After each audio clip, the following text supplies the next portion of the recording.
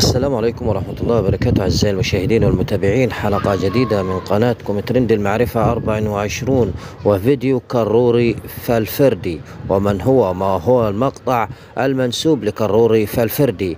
كروري فالفردي هو الاسم الحركي للشاب العراقي كرار محمد ناظم، وهو شخصية مشهورة على منصات التواصل الاجتماعي، خاصة على موقع التيك توك. اشتهر كروري بمقاطعها الكوميدية القصيرة التي تناول مواقف الحياة اليومية بطريقة ساخرة وعفوية مستخدما اللهجة العراقية العامة.